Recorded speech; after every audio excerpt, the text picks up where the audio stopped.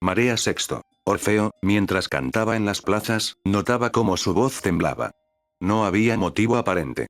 Eso le agitaba. Algunas notas se escapaban de sus dedos. La lira se caía al suelo resonando en la quietud de la plaza mucho más de lo que quiso. Su perro ladraba en la esquina sur de la plaza, fácilmente escuchable debido a que hasta podría haberse oído hasta el aleteo de una lechuza. Orfeo notaba el aire enrarecido. Un olor más allá del otoño, uno que no podía identificar, ni parecía responder a sus cantadas peticiones. Esto hizo que Orfeo notara cómo en su sangre se formaban pequeños cristales de hielo. Encima de las nubes el sol brillaba, iluminando tenuemente la ciudad en el otoño que mostraba la marcha de Perséfone, haciendo que las hojas se marchitaran y que el frío llegara a la región de Tracia. Pero ese frío natural no tenía nada que ver con el frío que calaba hondo en los huesos de Orfeo. Algo estaba mal. Orfeo sintió que su boca se secaba repentinamente, y dejó de cantar. La gente comenzó a cuchichear, cómplices y abrumados por el silencio. Yo. Comenzó a decir Orfeo, su voz a punto de rasgarse como la seda al encontrarse con el bronce afilado. Yo, tengo que irme.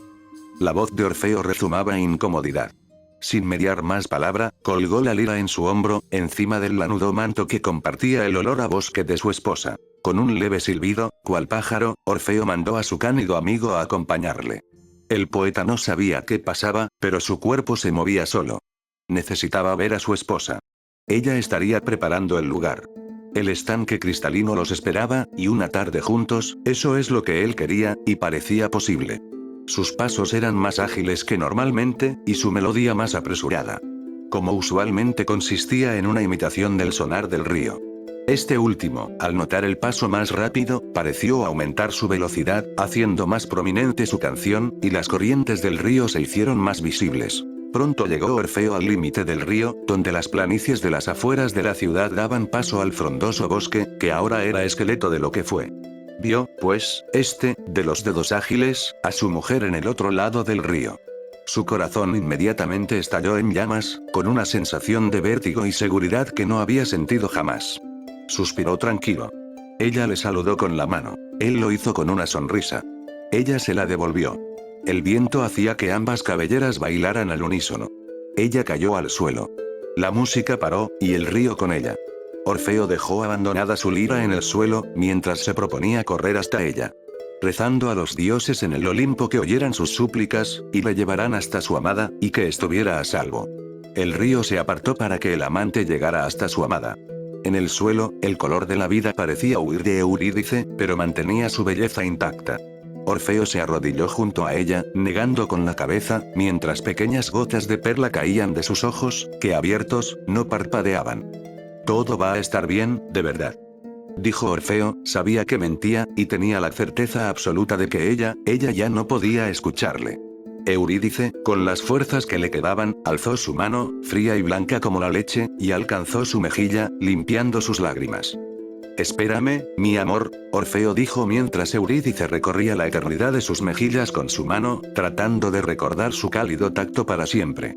Orfeo parecía convencido de lo que decía, aunque su voz rasgada era horrenda, fea como pocas han oído en este mundo. Orfeo, llorando, dejó caer su frente contra la frente de su amada. Su pelo negro era ahora, en vez de velo, mortaja. Las lágrimas del poeta caían sobre el rostro de la amada, pareciendo que era ella quien lloraba. Espérame, mi amor, cenaremos juntos esta noche, como siempre. Orfeo besó los fríos labios de su amada, fríos como el mármol, tomó del corazón quebrado la amapola que adornaba a su amada y la apretó en su mano.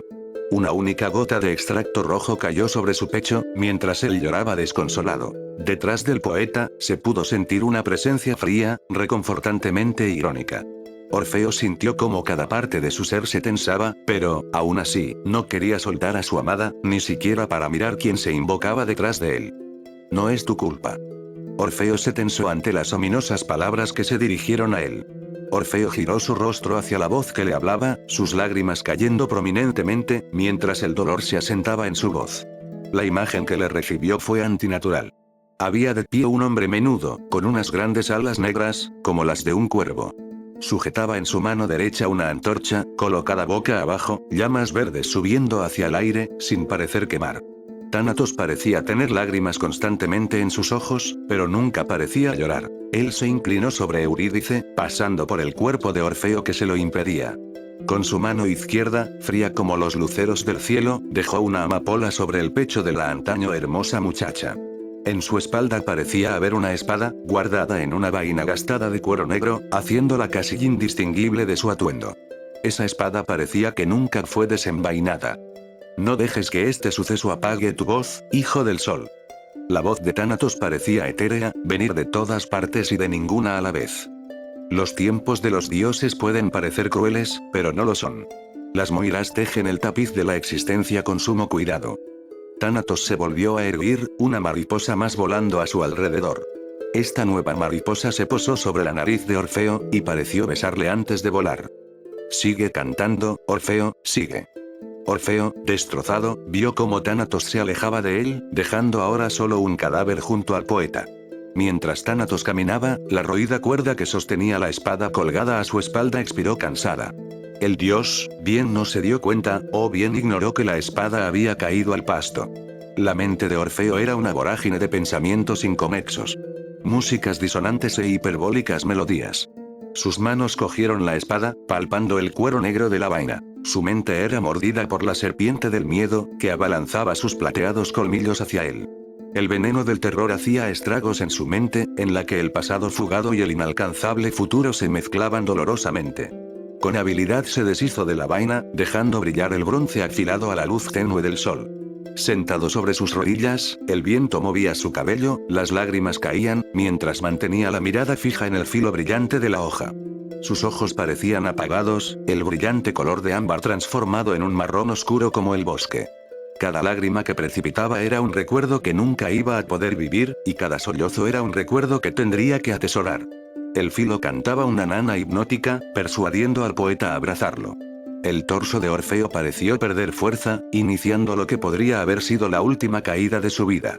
Antes de que pudiera acometer el acto, Orfeo oyó un gimoteo triste. Su fiel perro estaba ahí tumbado junto a él, listo para apoyarle en cualquier situación, incluso esta. Dejó la lira de Orfeo, y la empujó con su hocico hacia el hombre. La visión hizo que Orfeo reaccionara y se moviera ligeramente hacia la izquierda, cayendo de bruces contra la hierba. El filo, decepcionado, solo pudo rozar su carne. Horrorizado, Orfeo tiró con fuerza la hoja al río, apenumbrado por lo que estuvo a punto de hacer.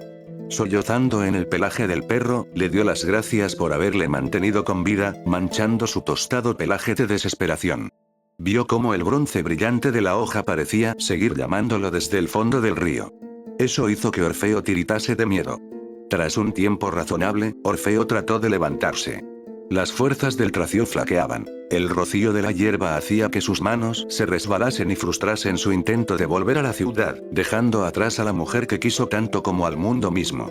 Sus pies enfundados en cuero y atados con cuerda de lino una vez más. El tacto de la sandalía contra su piel era ahora incómodo, pero esa sensación de molestia mantenía su mente constantemente centrada en ello.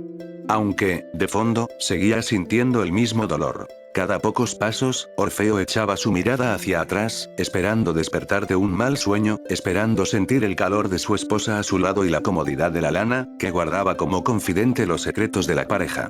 Pero ya nada jamás volvería a ser lo que fue. Por mucho que mirase para atrás, el mundo no parecía corregirse, y eso le apenaba.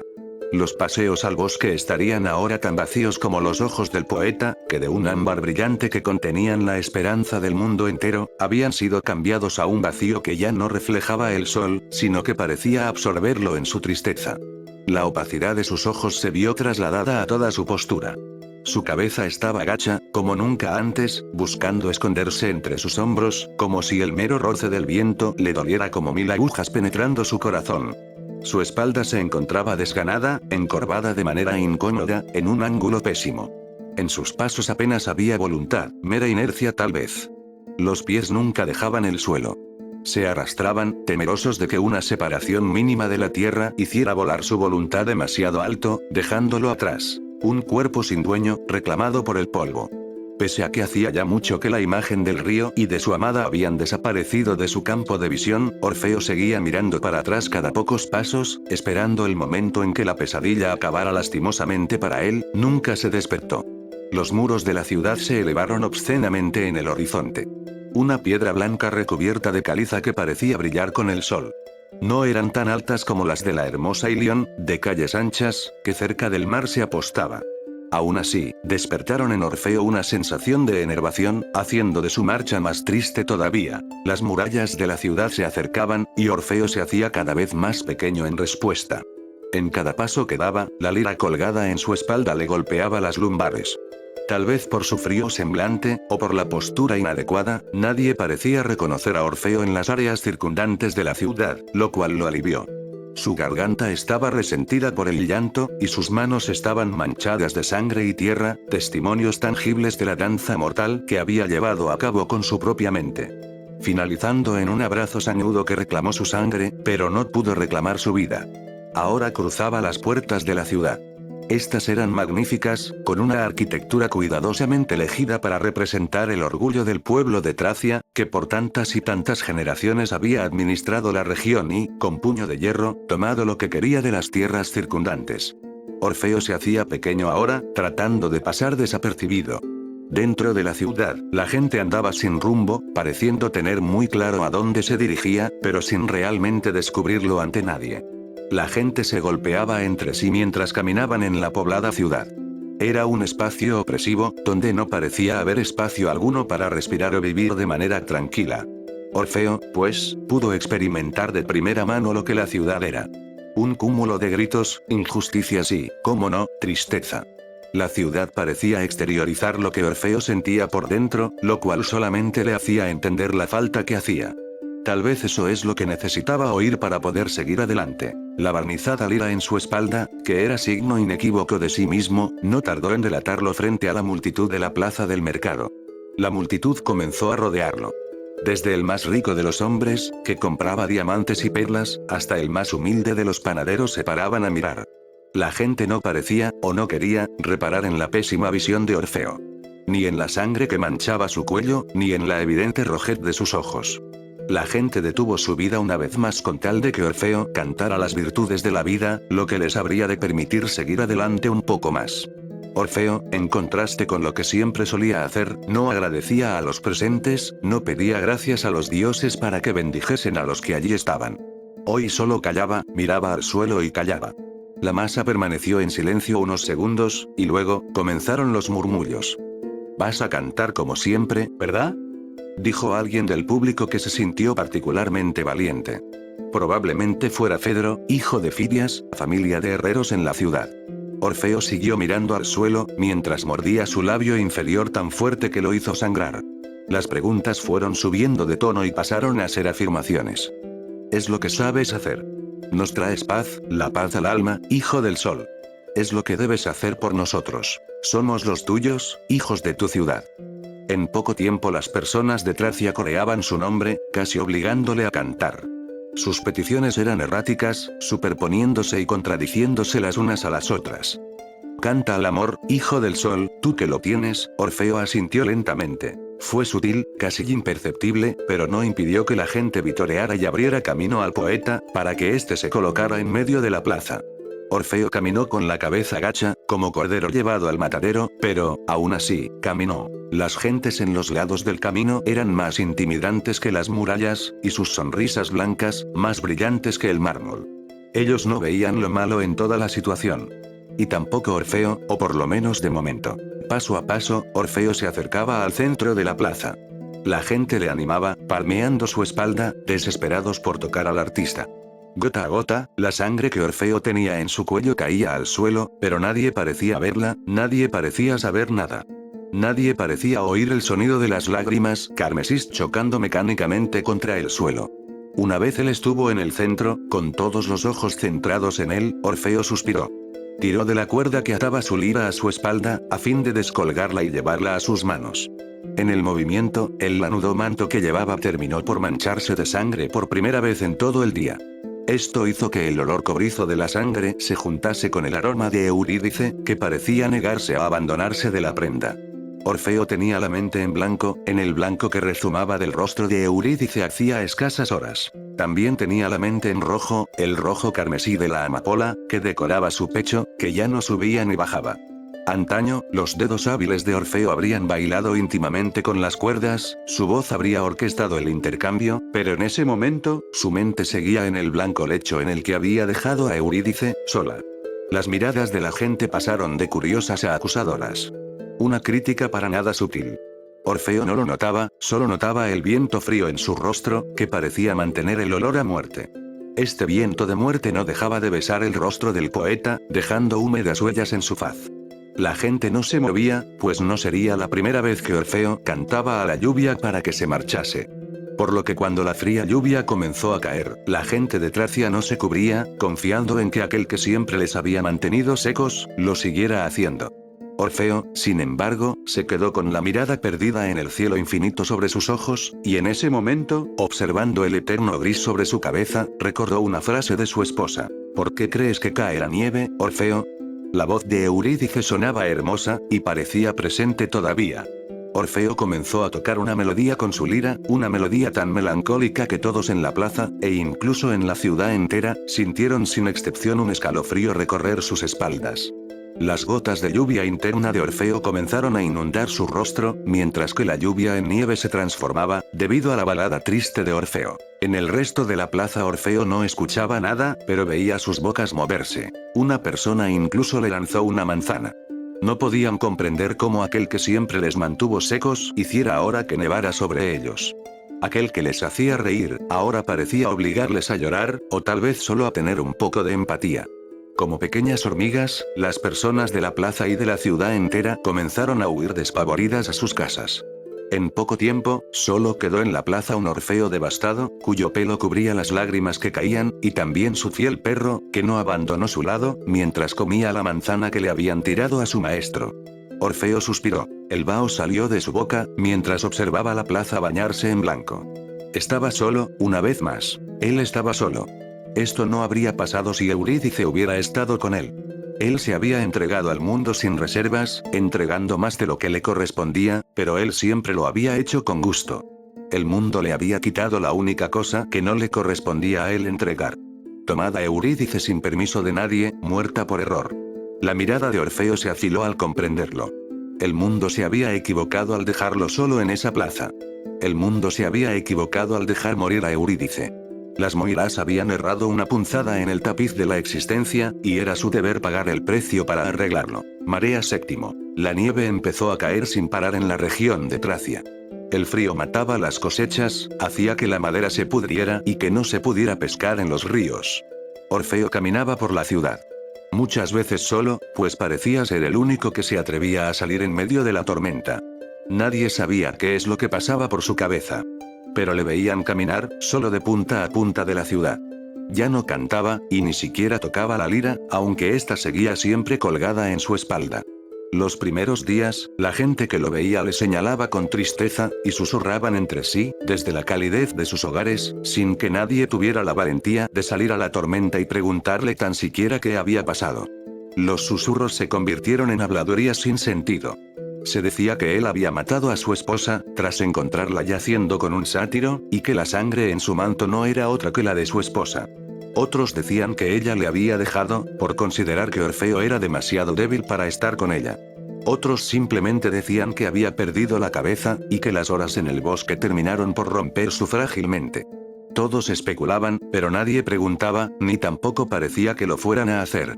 A falta de canto por parte de Orfeo, susurrar sobre él a sus espaldas era una buena manera de distraerse. Orfeo se hacía oídos sordos a lo que ocurría, tratando de adaptarse a su nueva vida. Pero por mucho que lo intentara, no lo lograba. Sus paseos por la ciudad junto a su perro eran lo más parecido que había tenido en mucho tiempo a vivir.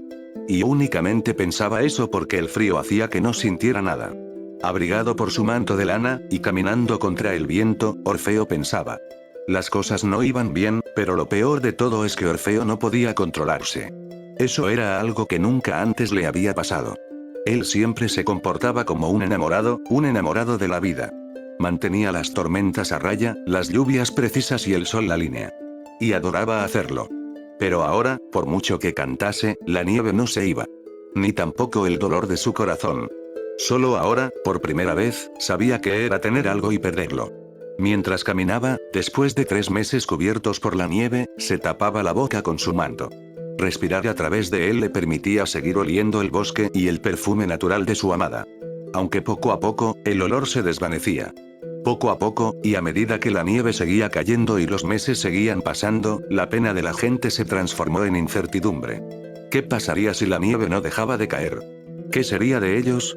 En la propia mente del rey, padre de Orfeo, se comenzaba a tejer una idea que no le gustaba. Pero no parecía tener otra opción. La gente estaba inquieta. Tenían miedo de que el sol no volviera a brillar en la región mientras Orfeo siguiera allí. La idea de que él había matado a su esposa y había sido maldito por los dioses comenzaba a pesar más en los ciudadanos. Tal vez para justificarse ante el rey por lo que le acababan de pedir. El rey no tenía nada que argumentar, pues ni siquiera él se había abierto a Orfeo, quien callaba lo ocurrido como si fuese la caja de Pandora. Los pasos descalzos de Orfeo se acercaban a las murallas después de un largo paseo hasta el borde del río, eso sí, sin cruzarlo. Nunca tras ese día él había vuelto al bosque. Pero sí que observaba el sitio donde ella murió y él vivió, sopesando día sí y día también su decisión. Hijo, ¿vas a hablar conmigo ahora? Eagro, rey de los tracios, habló con su hijo. Orfeo no le miraba a los ojos, y permanecía fuera de la ciudad, la nieve cayendo sobre su cabello. Lo único que parecía moverse en esta imagen era el vaho saliendo de la boca tanto del padre como del hijo. Detrás de Eagro, la multitud se agolpaba, viendo el intercambio como quien ve una obra de teatro. ¿Tienes que hablar conmigo, hijo? Eagro vio cómo los ojos de su hijo se movían hacia la población detrás de él. No los mires a ellos, hijo. Mírame a mí, dijo Eagro, pero la distancia entre su hijo y la ciudad parecía infranqueable. Su perro estaba sentado entre medias de ambos, mirando confuso. Dinos lo que ha pasado. Diles cómo no eres un homicida. Que las manchas rojas de tu manto no son la sangre de tu esposa.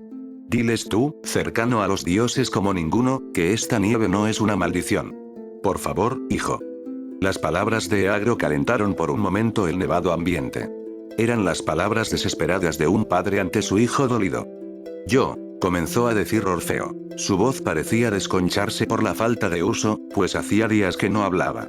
Eagro pareció aliviado cuando Orfeo se disponía a hablar. La mente de Orfeo no parecía estar en su sitio, sino que seguía anclada en el cauce del río en esa fatídica tarde de otoño. Y no se había movido.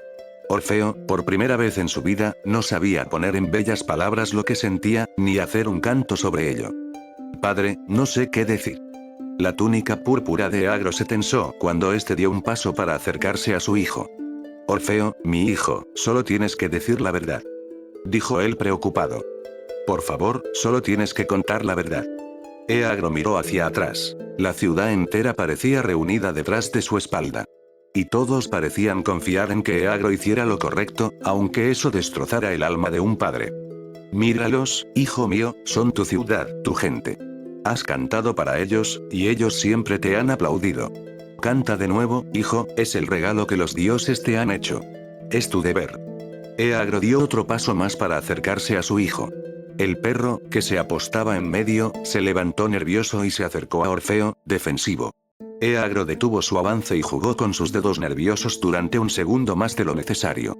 Luego volvió la mirada a su hijo. Nada ha cambiado, todo puede ser como era. Este es tu hogar. Siempre lo ha sido. Conmigo, con tus hermanos, con tu gente. El bosque no era bueno para ti, te quitaba tiempo de estar aquí. La frase de su padre hizo que diera un pequeño paso para atrás y que su respiración se agitara un poco. Está intentando huir. Es un asesino. Alguien desde el fondo de la multitud exclamó, envalentonado por el anonimato. Orfeo miró a su padre, mientras la multitud estallaba en gritos e injurias en su contra. Creo yo, padre, que no hay ningún lugar al que volver. Eagro, apenado por las palabras de su hijo y triste por la reacción de su pueblo, que tan asustado estaba que ni siquiera al sentido común aludían, miró a su hijo. Su hijo le miró de vuelta. Un pequeño atisbo de lo que hijo fue pasó por la mente de Eagro, quien ahora como rey sabía lo que tenía que hacer, pero como padre, no creía que estuviera listo, ni que fuera lo suficientemente fuerte. Orfeo asintió con la cabeza, dando permiso a su padre para que hiciera lo que considerara. Eagro miró cómo su hijo le pedía que fuera rey antes que padre. Entonces se dio cuenta de que había fracasado como ambas. Levantó la mano y señaló al mundo exterior, que permanecía nevado. Con voz autoritaria exclamó: «Vete». No dijo nada más. La gente lo hizo por él. Daban gracias, reían. Eagro mantuvo la mirada con su hijo, mientras susurraba algo que solo Orfeo pudo oír. Orfeo se giró y marchó. Eagro también, pero dio un último vistazo a su hijo menor.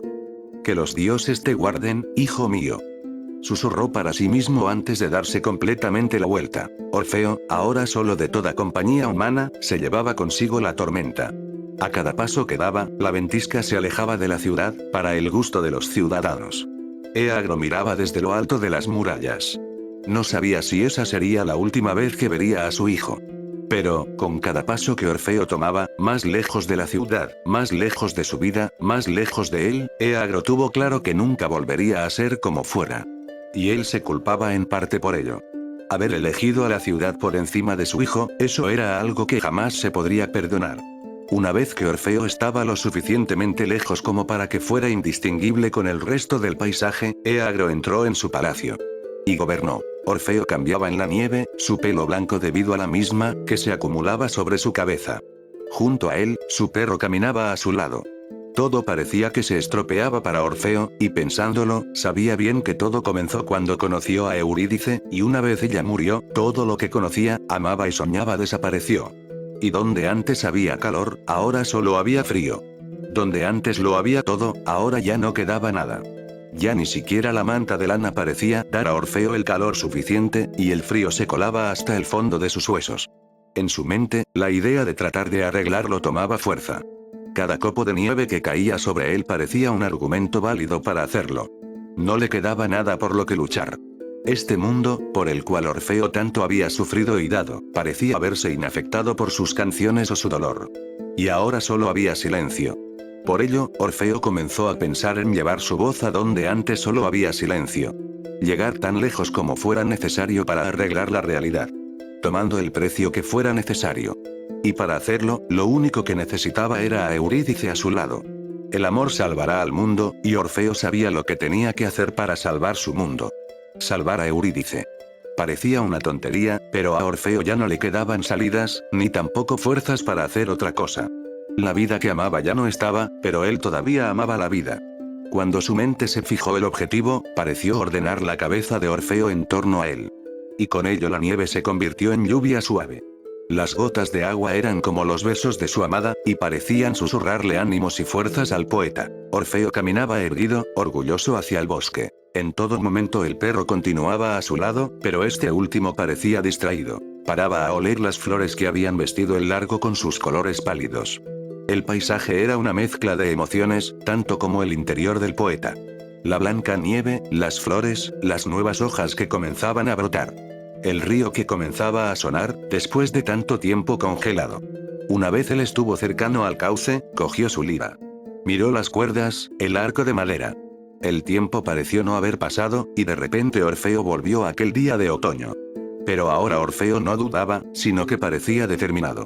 Hacía semanas que no tocaba la lira, y parecía que sus dedos añoraban el toque de las cuerdas. Y ahora Orfeo parecía estar en el lugar adecuado. Y pellizcando sus cuerdas, hizo cantar a la lira. Las primeras notas fueron bastante torpes, pero no tardó mucho en volver a sonar como el río. La música de Orfeo ya no era una simple interpretación de la realidad, sino una declaración. No tocaba a las flores que salían, sino que cantaba para que éstas florecieran. Todo abocado a un objetivo claro. Orfeo llegó al mismo sitio que detestaba. Paró la música, y el río, como aquel día, se paró con ella. Orfeo dudó en el primer paso. Lentamente se acercaba al cauce del río.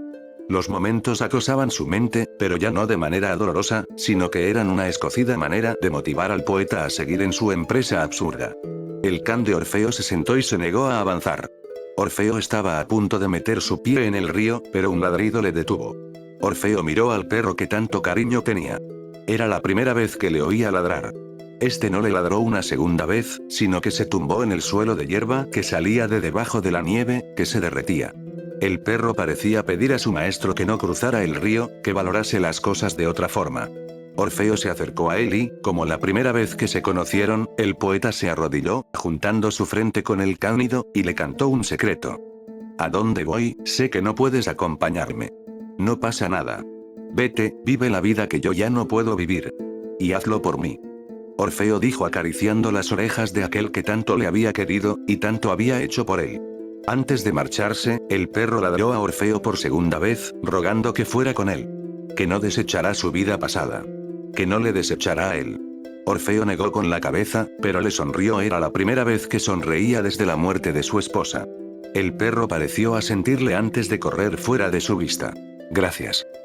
Susurró Orfeo, mientras metía sus pies en el río. El agua estaba fría, debido al deshielo que sufría. Orfeo respiró una vez, volviendo la cabeza atrás, pero ya nada le esperaba detrás de ello. Un segundo después dio el primer paso. El segundo fue algo más fácil.